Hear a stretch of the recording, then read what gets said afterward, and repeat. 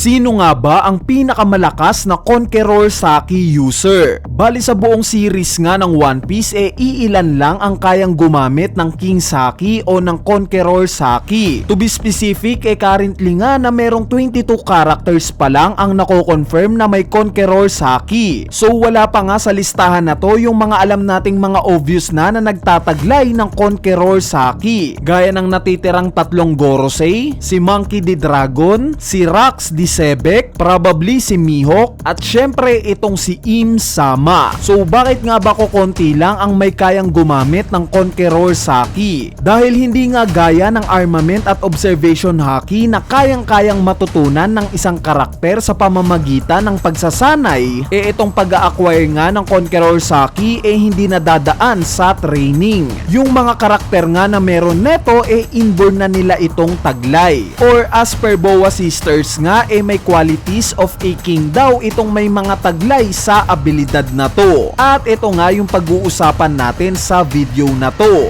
May ginawa nga akong listahan sa kung sino ang pinakamalalakas na karakter na kilala nating gumagamit ng Conqueror Saki. Itong listahan nga natin hindi muna natin isasama itong mga Gorosei, since currently nga hindi pa nare-reveal ang kahinaan nila. At syempre dahil sa nature ng pagiging immortal nila, obvious naman na sila ang mangunguna sa listahan natin. At dahil unfair nga ito, hindi muna natin sila isasama sa listahan natin. Parehas rin sa mga karakter na sobrang konting information pa lang ang nabibigay o wala pa talagang patunay na nakita natin na talagang halimaw sila. Gaya na lang nila Kong, Scupper Gaban at iba pa. Since kung isasama nga natin sila sa listahan natin at wala pang patunay na malakas talaga sila, mahirap nga silang i-power scale sa listahan natin na to. So para umpisahan nga itong topic natin mapunta na tayo sa ikapito sa listahan natin. Bali dalawang karakter nga yung nasa pwesto na to. At ito nga sila Big Mom at Kaido. Parehas nga silang former emperors. Ginawa nga nating tabla itong dalawa na to dahil hindi naman nagkatagpo yung mga prime nila. During Rock's Pirate Days nga masasabi nating mas malakas si Big Mom kaysa kay Kaido. Pero during Wano Arc nga masasabi naman nating mas malakas si Kaido kaysa kay Big Mom. Though ang idea nga pantay lang itong dalawa na to in terms of strength kung sakali man at mga nasa prime sila. Ang ika-anim naman sa listahan natin syempre yung bida natin na si Luffy. Nilagay ko nga lang muna si Luffy sa ika-anim since hindi pa nga niya gamay ng sobra yung Devil Fruit niya. In terms of haki naman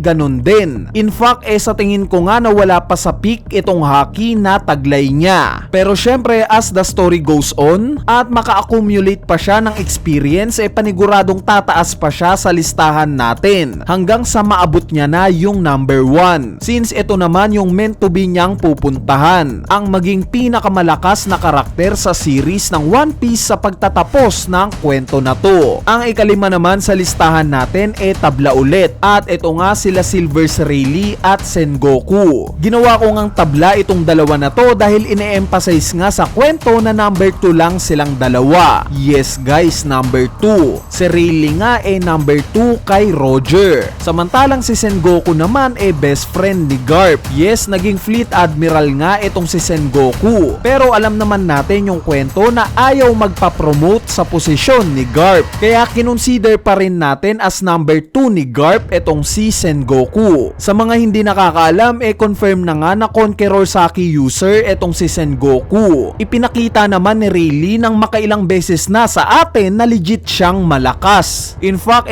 ultimong itong emperor nga na si Blackbeard natakot pa rin sa matanda na si Rayleigh. Kaya naman kung ganito na nga yung aura niya ngayong may edad na siya, what more kung makita pa natin yung prime niya, same as Sengoku. Ang ikaapat naman sa listahan natin itong si Shanks. Undoubtedly si Shanks ang masasabi natin na currently na pinakamalakas na Conqueror Saki user sa series ng One Piece. Ang rason nga nito syempre dahil sa currently nasa prime siya. Base nga sa mga ipinakita niya ng performance sa atin masasabi nga nating sobrang inspired ng fighting style niya sa dating Pirate King na si Goldie Roger. Halata naman sa attacking Kamusari na ginawa niya, 'di ba? Pero speaking of prime itong sumunod nga sa listahan natin, sa tingin ko na mas malakas kesa kay Shanks nung panahon ng prime niya. At ito nga si Garp, ang ikatlo sa listahan natin. Base nga kay Roger, makailang beses na daw silang naghaharap ni Garp. At sa mga moments nga daw na to, muntik na silang magkapatayan. Meaning masasabi natin na halos pantay lang in terms of strength itong dalawa na to. Though hindi nga gaya sa naging flashback ni Oden na may patunay na talagang pantay lang itong sila Whitebeard at Roger in terms of battle, itong kay Garp nga walang patunay na magsasabi na talagang level lang sila ni Roger. Though ang naging desisyon nga natin, kaya natin nilagay sa ikatlo sa listahan natin itong si Garp, dahil sa recently lang na ipinakita niyang kakayanan sa pagsugod niya sa Hachinosu. Imagine guys 70 plus years old na currently itong si Garp at ganitong klaseng haki ang kaya niyang maiproduce. Kaya naman mapapaisip nga tayo na what more pa kung makita na natin yung prime niya. Diba? Panigurado isang halimaw na Garp itong masasaksihan natin. Ang ikalawa naman sa listahan natin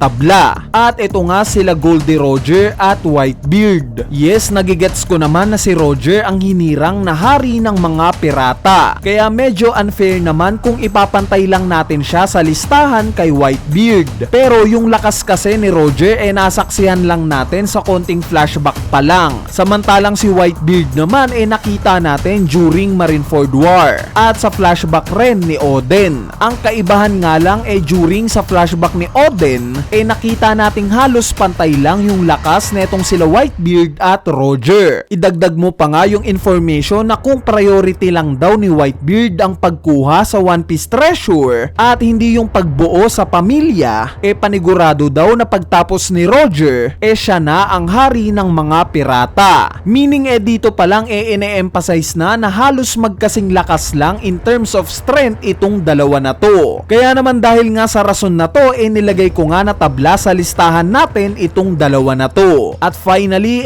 ang nanguna nga sa listahan natin itong si Joy Boy. Yes, hindi pa nga natin nakikita yung appearance niya at puro silhouette pa nga lang yung pinapakita ni Oda. Pero sa mga recent chapters nga nasaksihan na natin yung glimpse ng strength ni Joy Boy mula 800 years ago. At sa pamamagitan nga yan ng sinil niyang haki mula sa ancient robot. At as per Dory at Brogy nga mukhang mas malakas pa daw itong haki na pinakawala ng ancient robot kesa kay Shanks. So currently nga kinukonsider natin na si Shanks na ang may pinakamalakas na haki na buhay pa. At the fact nga na mas malakas pa daw ang haki ni Joy Boy na sinilang sa ancient robot, this speaks volumes nga kung gaano kahalimaw itong si Joy Boy 800 years ago. Kumbaga itong si Joy Boy nga ang naging standard natin sa kung saan natin makikita ang trajectory ni Luffy sa mga latter part ng kwento. In short, itong haki na ipinakita ni Joy Boy, ganitong haki yung makikita natin sa endgame Luffy. Anyway, ayan na nga yung listahan natin ng mga karakter na pinakamalalakas in terms of Conqueror's haki. Teka, para sa inyo ba? Sang-ayon ba kayo sa listahan natin o hindi? Kung may thoughts nga kayo, i-comment nyo na lang yan sa ating comment section sa ibaba para mapag-usapan natin yan. So yun lang, peace!